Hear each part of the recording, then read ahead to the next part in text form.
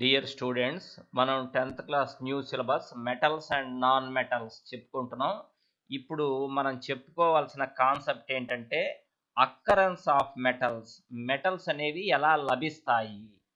The earths crust is the major source of metals. భూమి యొక్క పొరలలో మెటల్స్ అనేవి మనకు ఈజీగా దొరుకుతాయి.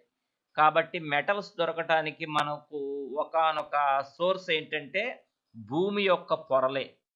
Sea water also contains some soluble salts such as sodium chloride, magnesium chloride, etc. సముద్రపు నీళ్ళల్లో కూడా మనకు మెటల్స్ అనేవి దొరుకుతాయి. ఏ రూపంలో అంటే సోడియం క్లోరైడ్, మెగ్నీషియం క్లోరైడ్. వాటిని మనం ఎలక్ట్రాలిసిస్ చేసి సోడియంను మెగ్నీషియంను పొందొచ్చు.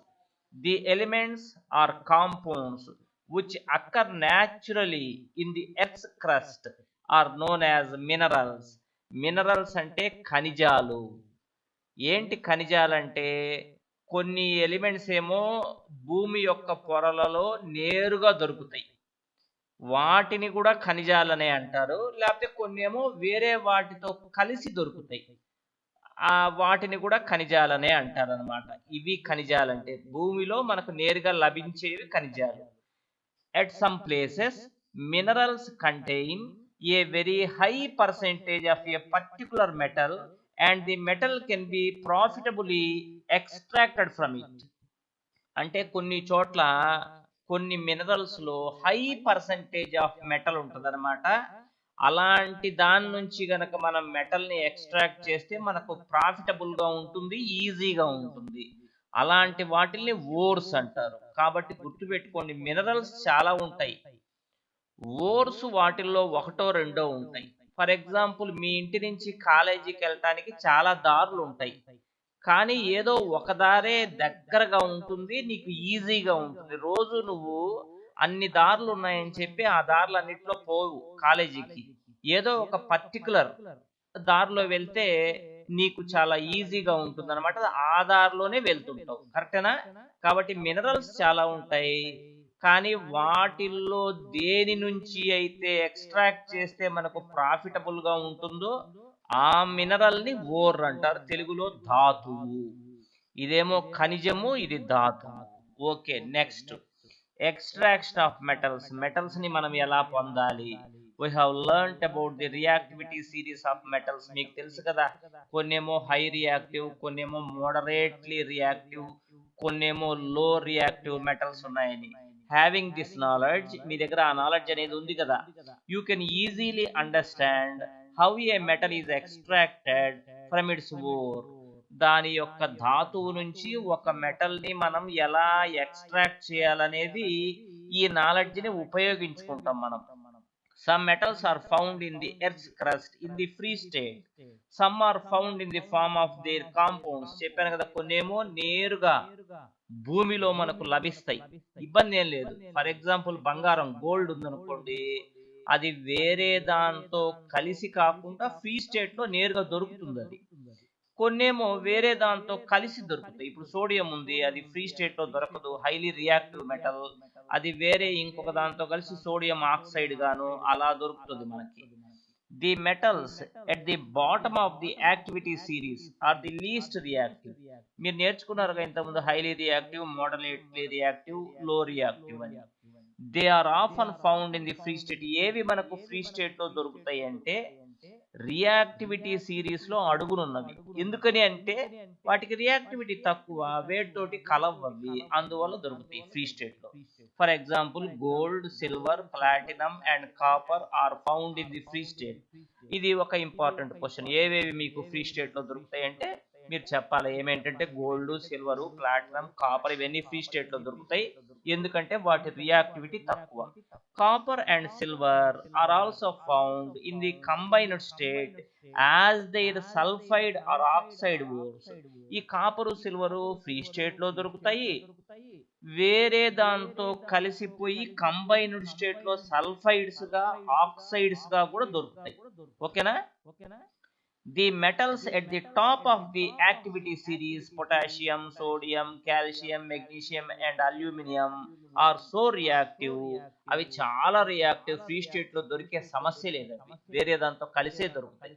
The metals in the middle of the reactivity series, మధ్యలో ఉన్నాయి చూసారా, అవేమేంటి ఇక్కడ ఇచ్చాడు కదా, ఇంకా కన్ఫ్యూజన్ ఏంటి, ఇవేమో highly reactive, potassium, sodium, calcium, magnesium, aluminium. ఇది ఫ్రీ స్టేట్ లో దొరికే సమస్య లేదు, వేరే దాంతో కలిసే దొరుకుతాయి. వీటిల్ని మనం పొందాలంటే ఎలక్ట్రాలసిస్ చేయాల్సిందే, వేరే మార్గమే లేదు. మరి ఇవి moderately reactive metals, zinc, iron, lead, copper. వీటిని రిడక్షన్ అనే పద్ధతిలో, అంటే క్షయకరణం చేసి, కార్బన్ తోటి క్షయకరణం చేసి వీటిని పొందొచ్చు.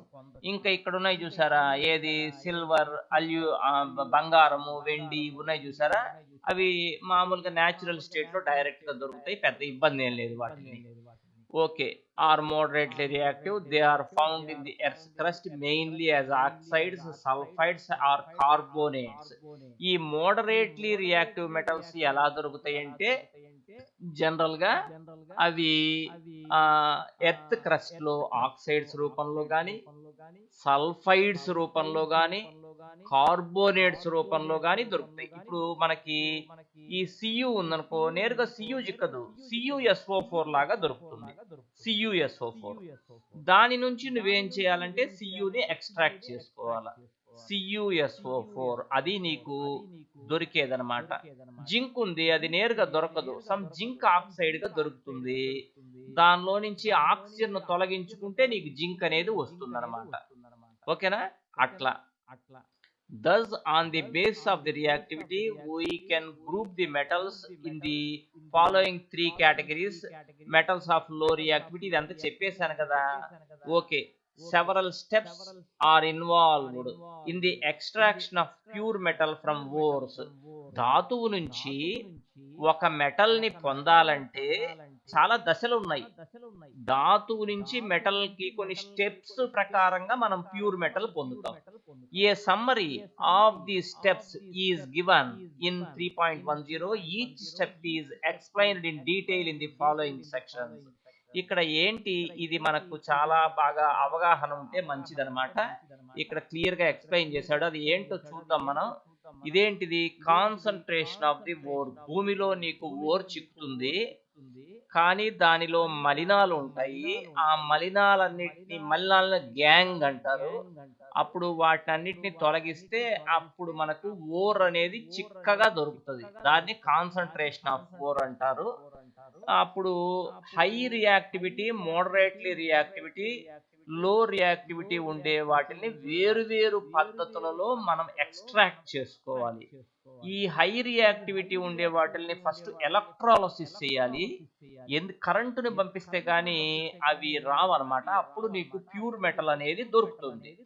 అలా కాకుండా మోడరేట్ రియాక్టివిటీ ఉన్నాయి చూసారా, అవి నీకు కార్బోనేట్ రూపంలో గాని, సల్ఫైడ్ రూపంలో గాని దొరుకుతాయి. ఈ కార్బోనేట్ రూపంలో కనుక దొరికితేనేమో కాల్సినేషన్ చేయాలి, అంటే ఆక్సిజన్ లేకుండా వేడి చేయాలి. అదేంటో మీకు చెప్తాం. ఈ సల్ఫైడ్ రూపంలో కనుక దొరికితే వాటిని రోస్టింగ్ చేయాలి, అంటే ఎక్సెస్ ఆఫ్ ఆక్సిజన్ తో హీట్ చేయాలి. సో ఎలా చేసినా ఓవరాల్ గా అది ఆక్సైడ్ రూపంలోకి మారిపోతుంది. దాన్ని గనక నువ్వు రిడక్షన్ చేస్తే ఆక్సైడ్ నుంచి ఆక్సిజన్ వెళ్ళిపోయి నీకు మెటల్ అనేది బయటకు వచ్చేస్తుంది. ఇది మోడరేట్లీ రియాక్టివ్ చేసే పద్ధతి. లో రియాక్టివిటీ ఉండేవన్నీ కూడా జనరల్ గా డైరెక్ట్ గా దొరుకుతాయి, లేకపోతే సల్ఫైడ్ రూపంలో దొరుకుతాయి అన్నమాట. వాటిని కనుక రోస్టింగ్ చేసావంటే, అంటే బాగా ఎక్సెస్ ఆఫ్ ఆక్సిజన్ తో హీట్ చేసావంటే ఆ సల్ఫైడ్స్ కాస్త ఆక్సైడ్స్ గా మారిపోతాయి. ఆక్సైడ్స్ నుంచి మెటల్ అనేది వచ్చేస్తుంది. ఆ మెటల్ ని శుద్ధి చేయటాన్ని రిఫైనింగ్ అంటారు. మెటల్ ని కూడా శుద్ధి చేయాలి, మళ్ళీ శుభ్రం చేస్తే క్లియర్ గా మంచి మెటల్ వస్తుంది, ఒరిజినల్ మెటల్. ఇలా వేరు దశలు ఉన్నాయి. ఇవి చాలా జాగ్రత్తగా మీరు గమనించండి, కేర్ఫుల్ గా చూసుకోండి. Enrichment of the ores, enrichment of the ore అన్న, కాన్సన్ట్రేషన్ ఆఫ్ ది ఓర్ అన్న ఒకటేను. భూమిలో నీకు ఓర్ దొరుకుతుంది, కానీ దాంట్లో మట్టి అవన్నీ కలిసి ఉంటాయి. ఇప్పుడు ఫర్ ఎగ్జాంపుల్ వేరుశనక్కాయలు ఉన్నాయి, అవి ఏరుకొచ్చావా, ఏం తింటావా? నువ్వు తినలేవు కదా. వాటిని నీళ్ళల్లో కడిగి శుభ్రం చేస్తే కదా నీకు వేరుశనక్కాయలు వచ్చేది. అప్పటిదాకా మట్టి అవన్నీ దాంట్లో ఉంటాయి కదా. అలానే ఈ ధాతువులో కూడా ores mixed from the mined from the earth are usually contaminated with large amounts of impurities such as soil. మట్టి ఉంటుంది దాంట్లో, శాండ్ ఉంటుంది, ఇసుక. ఈ మొత్తాన్ని గ్యాంగ్ అంటారు. అంటే ఈ ఓర్స్ లో ఉండే ఇంప్యూరిటీస్ ని గ్యాంగ్ అంటారు అనేది important point. The impurities must be removed from the ore prior to the extraction of the metal. ముందు మెటల్ ని మనం ఎక్స్ట్రాక్ట్ చేయబోయే ముందుగా ఈ ఓర్స్ ఏవైతే ఉన్నాయో ఈ ఇంప్యూరిటీస్ వాటిని తొలగించాలి. The process used for removing the gangue from the ore are based on the differences between the physical or chemical properties of the gangue and the ore. మరి ఎలా సార్ తీసేసేది? ఈ గ్యాంగ్ అంతా ఉంది కదా, ఇదంతా అవసరం లేదు కదా, ఈ శాండ్ సాయిలు ఎలా తీసేస్తారు దీన్ని అంటే దానికి రకరకాల పద్ధతులు ఉన్నాయి.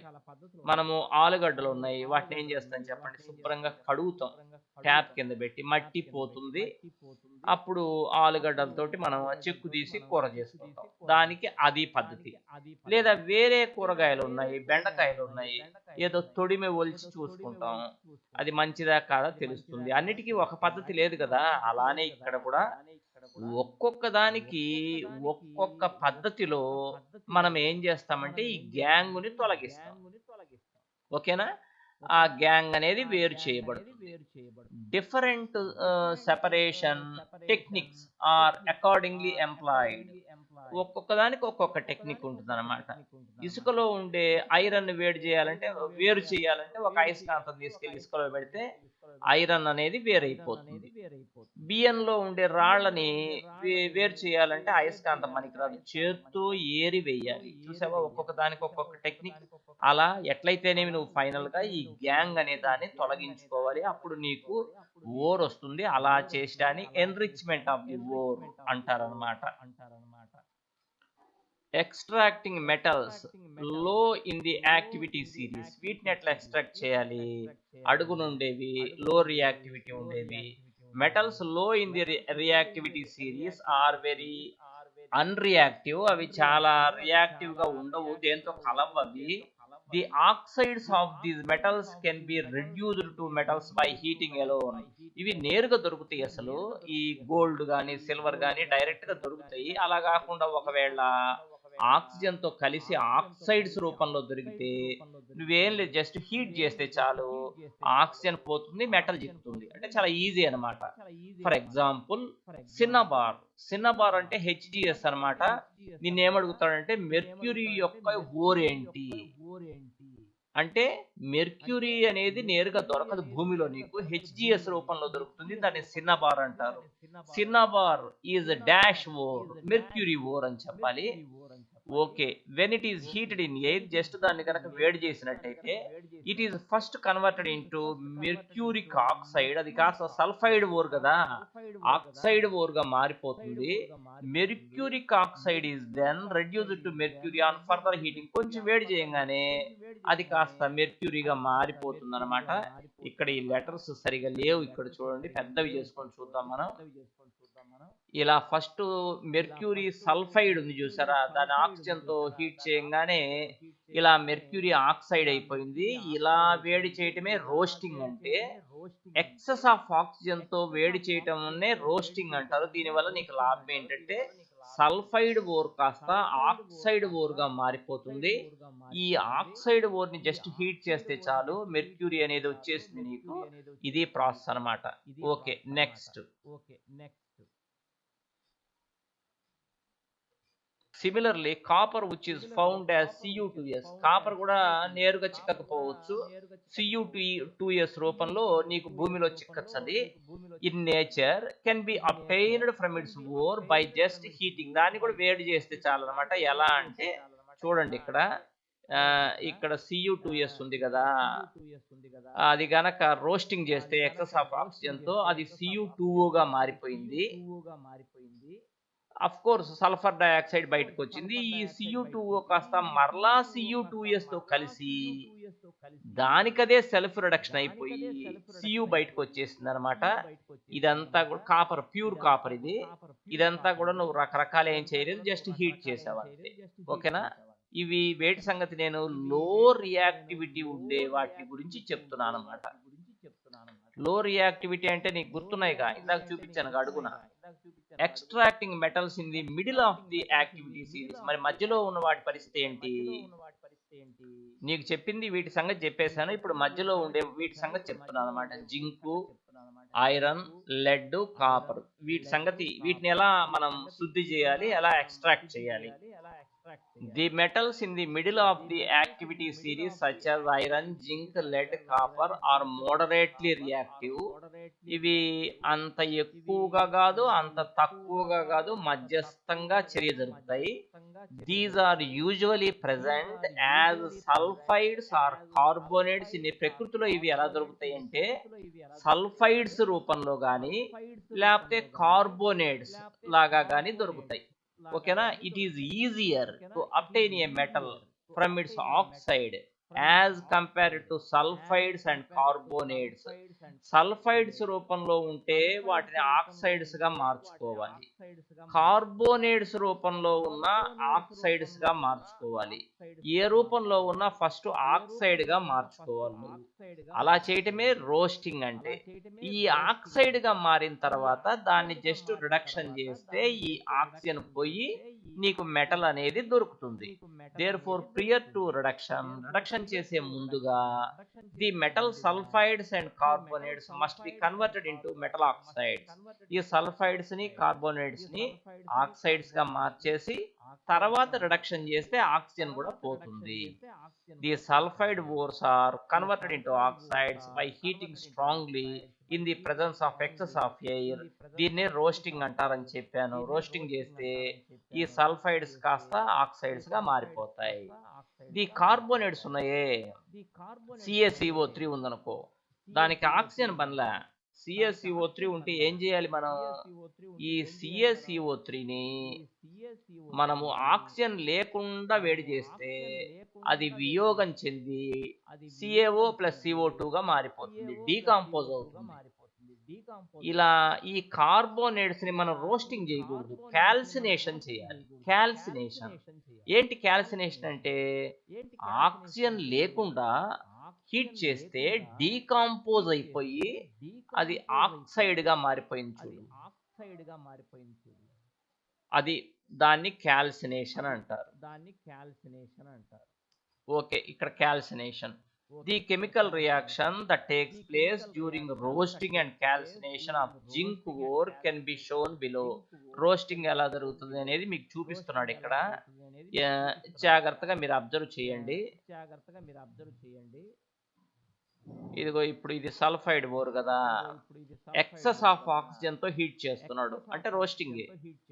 అప్పుడు అది సల్ఫైడ్ ఓర్ కాస్త ఆక్సైడ్ ఓర్ గా మారిపోయింది. నేను చెప్పాను కదా మీకు, ఫస్ట్ ఆక్సైడ్ గా మారాలి, తర్వాత జస్ట్ రిడక్షన్ చేస్తే ఈ ఆక్సిజన్ కూడా పోయి జింక్ అనేది మీకు దొరుకుతుంది.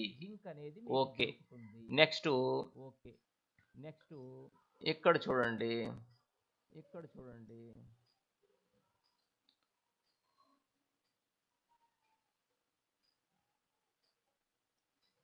ఇది కార్బోనేట్ ఓరు. ఈ కార్బోనేట్ ఓర్ ని ఆక్సిజన్ లేకుండా హీట్ చేస్తున్నారు. అప్పుడు అది డీకంపోజ్ అయిపోయి ZnO ప్లస్ CO2 అయిపోయింది. దీన్ని క్యాల్సినేషన్ అంటారు అనమాట, ఆక్సిజన్ లేకుండా. అప్పుడు కూడా ఆక్సైడ్ ఓర్స్ వచ్చేసినాయి. ఈ ఆక్సైడ్ ఓర్స్ లో నుంచి ఆక్సిజన్ పోగొట్టాలి కదా, జస్ట్ రెడ్యూస్ చేస్తే చాలు. రెడ్యూస్ చేయడానికి దేన్ని ఉపయోగిస్తారంటే కార్బన్ ఉపయోగిస్తారు అనమాట. ఇక్కడ కార్బన్ కనిపిస్తుందిగా మీకు. ఈ ఆక్సైడ్ ఓర్ని కార్బన్ తోటి కనుక రెడ్యూస్ చేస్తే అప్పుడు ఏమవుతుందంటే మెటల్ అనేది బయటకు వచ్చేసింది, అది ఆక్సిజన్ పోగొట్టుకుంది. ఇప్పుడు జింక్ ఆక్సైడ్ ఏమైంది అంటే రెడ్యూస్ అయింది. దేనిగా? జింక్ గా. ఎలా చెప్పగలవు? తన దగ్గర ఉన్న ఆక్సిజన్ పోయింది కాబట్టి రెడ్యూస్ అయింది. ఓకేనా? You are already familiar with the process of oxidation and reduction. మీకు ఆల్రెడీ తెలుసు అవి. ఆక్సిడేషన్ అంటే ఆక్సిజన్ కలపడం అని, లేకపోతే హైడ్రోజన్ తొలగించడం అని తెలుసు నీకు. రిడక్షన్ అంటే హైడ్రోజన్ కలపడం లేదా ఆక్సిజన్ తొలగించడం. ఇక్కడ ఆక్సిజన్ తొలగించాం కదా, అందుకే ఇది రిడక్షన్. ఓకే, అవన్నీ మీకు తెలుసు.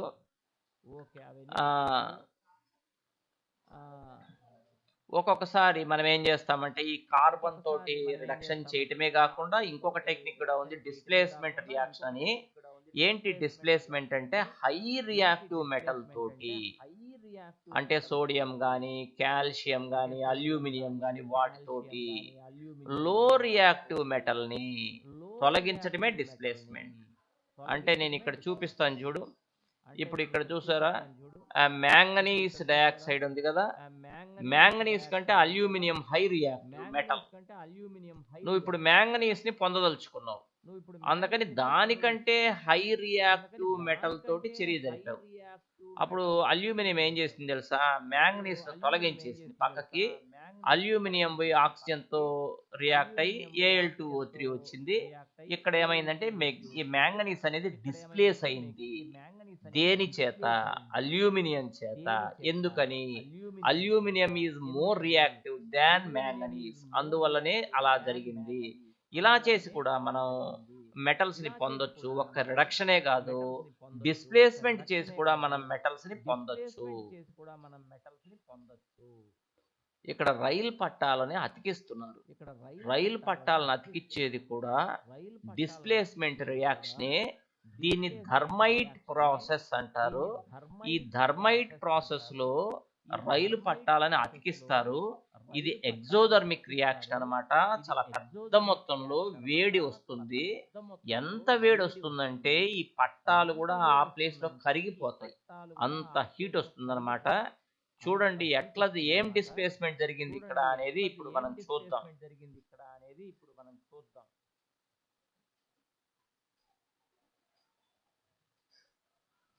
ఇక్కడ జరిగిన డిస్ప్లేస్మెంట్ రియాక్షన్ ఏంటంటే Fe2O3, అంటే రైలు పట్టాలు ఉన్నాయి కదా, దాని మీద ఐరన్ కూడా చర్య జరిపింది అనమాట. ఐరన్ Fe2O3 అంటే రైలు పట్టాలు. అల్యూమినియం తోటి డిస్ప్లేస్ చేస్తున్నాం అనమాట. అల్యూమినియం అనేది ఐరన్ కంటే రియాక్టివ్ మెటల్, ఎక్కువ రియాక్టివిటీ ఉన్న మెటల్. అల్యూమినియం వచ్చేసి ఐరన్ ను డిస్ప్లేస్ చేస్తుంది. అప్పుడు ప్యూర్ ఐరన్ మిగిలిపోయి Al2O3 పక్కకు వచ్చేస్తుంది అనమాట. Fe2O3 అనేది ఇంప్యూరిటీ, దీని వల్లనే పట్టాలు ఇరిగిపోయినాయి అనమాట. మళ్ళీ అక్కడ ప్యూర్ ఐరన్ వచ్చేట్టు చేసాం. ఇది థర్మైట్ ప్రాసెస్ అంటే ఇదే అనమాట. ఇలా రైలు పట్టాలని జాయిన్ చేయొచ్చు. ఇది హైలీ ఎగ్జోథర్మిక్ రియాక్షన్, వేడి పెద్ద మొత్తంలో వస్తుంది. దానివల్ల మెటల్ కూడా మోల్టన్ స్టేట్ లో వస్తుంది అనమాట. ఇక్కడ అల్యూమినియం అనేది ఐరన్ కంటే హై రియాక్టివ్. ఇప్పుడు extraction of metals towards the top of the reactivity series. Top లో ఉన్నాయి చూసారా, పొటాషియం, సోడియం, వాటిని ఎలా ఎక్స్ట్రాక్ట్ చేయాలి? మోడరేట్లీ రియాక్టివ్ మెటల్స్ అయిపోయింది. ఇప్పుడు టాప్ లో ఉండేవి ఎలా అంటే, the metals high up in the reactivity series are very reactive. ఈ పొటాషియం, సోడియం, మెగ్నీషియం, కాల్షియం ఇవన్నీ కూడా అవి they cannot be obtained from their compounds by heating with carbon. Just heat చేస్తే అదేం బయటికి రాదు, ఎందుకంటే చాలా స్ట్రాంగ్ బాండ్స్ ఉంటాయి. ఇప్పుడు సోడియం క్లోరైడ్ ఉందనుకో, అది అయానిక్ బాండ్ అని చెప్పాను నేను ఇప్పుడే. నువ్వు వేడి చేస్తే సోడియం విడిపోయి క్లోరిన్ విడిపోయి నీకేమి సోడియం రాదు. మరి సోడియం ను పొందాలంటే చాలా కష్టం, దానికి ఏదో కార్బన్ తో రిడక్షన్ కూడా కుదరదు. మరి అలాంటప్పుడు ఏం చేయాలంటే these metals are obtained by electrolytic reduction. విద్యుత్ విశ్లేషణ చేస్తే మాత్రమే సోడియం కాస్త సోడియం అయాన్ గా విడిపోయి క్యాథోడ్ దగ్గరికి వెళ్ళిపోతుంది. ఇది క్లోరైడ్ అయాన్ గా విడిపోయి యానోడ్ దగ్గరికి వెళ్ళిపోతుంది. అప్పుడు మాత్రమే సోడియం అనేది నీకు దొరుకుతుంది. కాబట్టి వీటిని కేవలం విద్యుత్ విశ్లేషణ చేయాలి, electrolytic reduction. For example sodium, magnesium ఇవన్నీ కూడా అదేను. The metals are deposited at the cathode. Metal పోయి ఎక్కడికి పోతుందంటే క్యాథోడ్ దగ్గరికి వెళ్ళిపోతుంది. క్యాథోడ్ అంటే నెగటివ్లీ చార్జ్డ్ ఎలక్ట్రోడ్. ఈ క్లోరైడ్ అని చూసారా, అది కాస్త పోయి యానోడ్ దగ్గరికి వెళ్ళిపోతుంది అనమాట. ఇలా జరుగుతుంది రియాక్షన్. Na+ కాస్త క్యాథోడ్ దగ్గరికి వెళ్తే Na అయిపోతుంది, Cl- కాస్త యానోడ్ దగ్గరికి వెళ్తే Cl2 అవుతుంది. ఓకేనా, ఇది జరిగేది. సిమిలర్లీ ఇలానే aluminium is obtained by the electrolytic reduction of aluminium oxide. Aluminium oxide నుంచి ఎలక్ట్రోలైటిక్ రిడక్షన్ అనే పద్ధతిలో అల్యూమినియం కూడా పొందొచ్చు. సో హై రియాక్టివ్ ఉంటే మాత్రం ఎలక్ట్రోలైటిక్ రిడక్షనే. సో ఇవి కదా హై రియాక్టివ్ మెటల్స్, వాటిని ఎలక్ట్రాలిసిస్ చేస్తే తప్పితే వాటిని మనం ఎక్స్ట్రాక్ట్ చేయలేము. ఇవి మోడరేట్లీ రియాక్టివ్ కదా, వాటిని మనం సల్ఫైడ్స్ ని, కార్బోనేట్స్ ని ఆక్సైడ్స్ గా మార్చి ఆక్సైడ్స్ ని కార్బన్ తోటి రెడ్యూస్ చేస్తే అప్పుడు అవి వస్తాయి. ఇవి లో రియాక్టివ్ కదా, జస్ట్ హీట్ చేస్తే వచ్చేస్తాయి. అర్థమైందా మీకు? ఇప్పుడు మనం రిఫైనింగ్ ఆఫ్ మెటల్స్ చెప్పుకుందాం. రిఫైనింగ్ అంటే లోహాలను శుద్ధి చేయటం. ఓర్ నుంచి మెటల్ వచ్చింది కదా, అది స్వచ్ఛంగా ఉంటుంది అనుకుంటారేమో, అలా ఏముండదు. మనం ఎంతో కాస్ట్ పెట్టి బియ్యం బస్తా కొనుక్కున్నాం కదా, అనేక స్టేజెస్ తర్వాత మీ ఇంటికి బియ్యం బస్తా వచ్చింది కదా, రైస్ బ్యాగ్, దాంట్లో కూడా రాళ్ళు ఉంటాయి. ఖచ్చితంగా మళ్ళీ ఏరుకోవాలి, దాన్ని కడగాలి. అలా మెటల్ వచ్చిన తర్వాత మరలా దాన్ని రిఫైనింగ్ చేయాలి. అంటే ఇంప్యూర్ మెటల్ ను ప్యూర్ మెటల్ గా మార్చే పద్ధతిని రిఫైనింగ్ అంటారు. The process of obtaining pure metal from impure metal is called refining. Okay, దీనికి దేన్ని యూజ్ చేస్తారంటే, రిడక్షన్ లో ఏదో చేసాం మనం, ఇంప్యూరిటీస్ ఉంటాయి, దాన్ని మరలా ఎలక్ట్రోలైటిక్ రిఫైనింగ్ చేయాలి. Electrolytic refining many metals such as copper, zinc, tin, nickel, silver, gold are refined electrolytically. వీటిని మరలా మనం శుద్ధి చేయాలి.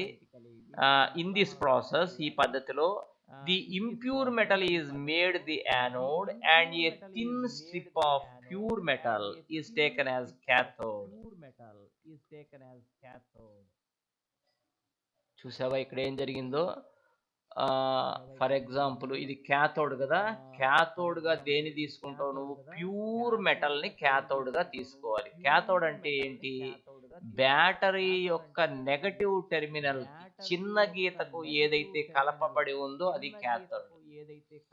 యానోడ్ గా ఇంప్యూర్ మెటల్ ని తీసుకోవాలి.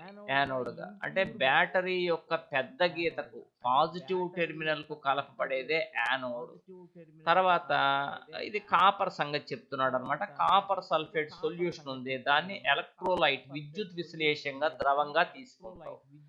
ఇప్పుడు ఇంప్యూరిటీస్ ఎలక్ట్రాలిసిస్ స్విచ్ ఆన్ చేసావు, ఎలక్ట్రాలిసిస్ జరుగుతున్నది, అప్పుడు ఇంప్యూరిటీస్ అంతా ఇక్కడ క్రిందికి వెళ్ళిపోతాయి. దీన్ని యానోడ్ మడ్ అంటారు. అంటే మట్టిలాగా ఇది ఇక్కడికి వచ్చేస్తాయి అన్నమాట. తర్వాత ఏం జరుగుతుంది ఇక్కడ? దీంట్లో ఈ ప్రాసెస్ లో ఏం జరుగుతుందంటే, ఇది అపరిశుద్ధ లోహం కదా, దీనిలో నుంచి కొంత శుద్ధమైన లోహం కాస్త ఈ ఎలక్ట్రోలైట్ లో కరిగిపోతుంది. అంతే అమౌంట్ శుద్ధమైన లోహం క్యాథోడ్ కు డిపాజిట్ అవుతుంది. అంటే ఇది అపరిశుద్ధ లోహం, ఇంప్యూర్ మెటల్. దాంట్లో నుంచి కొంత మెటల్ కాస్త ఈ లిక్విడ్ లో, అంటే విద్యుత్ విశ్లేషణ అంటారు, ఎలక్ట్రోలైట్ అంటారు, దీంట్లో కరుగుతుంది. 5 గ్రాములు దీంట్లో కరిగింది అనుకో, అదే 5 గ్రాములు దీని నుంచి దీనికి వచ్చి డిపాజిట్ అవుతుంది. ఓవరాల్ గా ప్యూర్ మెటల్ అంతా క్యాథోడ్ దగ్గర డిపాజిట్ అవుతూ ఉంటుంది. కొంచెం సేపు కరెంటుని కనుక పంపించినట్టయితే ఆ మెటల్ అనేది క్యాథోడ్ దగ్గర మనకు దొరుకుతుంది. The soluble impurities go in to the solution. అంటే కరగగలిగే మలినాలన్నీ సొల్యూషన్ లో ఉంటాయి, కరగలేనివి ఇన్సాల్యుబుల్ ఇంప్యూరిటీస్ కాస్త అడుగుకి వెళ్ళిపోతాయి. దాన్ని యానోడ్ మడ్ అంటారు. ఓకేనా? ఇలా చేసి ఎలక్ట్రోలైటిక్ రిఫైనింగ్ చేసి అపరిశుద్ధమైనటువంటి లోహం నుంచి, ఇంప్యూర్ మెటల్ నుంచి పరిశుద్ధమైన లోహం ప్యూర్ మెటల్ ని అబ్టైన్ చేయొచ్చు అనమాట. సరే, ఇక్కడ ఏవో చిన్న చిన్న క్వశ్చన్స్ ఉన్నాయి, మీరు చూడండి. మినరల్ అంటే ఏంటి అంటే, ఎర్త్ క్రస్ట్ లో కొన్ని ఏమో ఎలిమెంట్స్ గా దొరుకుతాయి, కొన్ని ఏమో ఇంకో దాంతో కలిసి దొరుకుతాయి. ఎలా దొరికినా దాన్ని మినరల్ అని అంటారు. ఏ మినరల్ నుంచి మనం ఎక్స్ట్రాక్ట్ చేస్తే ప్రాఫిటబుల్ గా ఉంటుందో దాన్ని ఓర్ అంటారు. మినరల్స్ చాలా ఉంటాయి, కానీ ఓర్ మాత్రం 1-2 ఉంటాయి. గ్యాంగ్ అంటే శాండ్ అలాంటి మలినాలు ఉంటాయి కదా ఓర్లో, దాన్నే గ్యాంగ్ అంటారు. తొలగించాలి దాన్ని. అలా తొలగించడాన్ని ఎన్రిచ్మెంట్ అంటారు of the ore. Name 2 metals which are found in the nature in the free state లో దొరికేవి గోల్డ్, సిల్వర్, అలా మెర్క్యూరీ, అవన్నీ ఫ్రీ స్టేట్ లో దొరుకుతాయి. అంటే తక్కువ రియాక్టివిటీ ఉంది కదా వాటికి. What chemical process is used for obtaining a metal from its oxide? Oxide నుంచి మెటల్ కావాలంటే రిడక్షన్ చేస్తే అప్పుడు ఆక్సైడ్ నుంచి మెటల్ అనేది వస్తుంది అనమాట. సో ఇవన్నీ క్వశ్చన్స్ నీకు అర్థమైందా లేదా అనే దానికి క్వశ్చన్స్ అడిగాడు.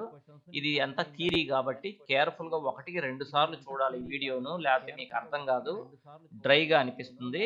సో మీరు కేర్ఫుల్గా చూసి నేర్చుకోండి. మీ ఒపీనియన్ని కామెంట్ రూపంలో నాకు తెలియజేయండి. ఇంకా తర్వాత ఏముందో ఒకసారి చూద్దాం.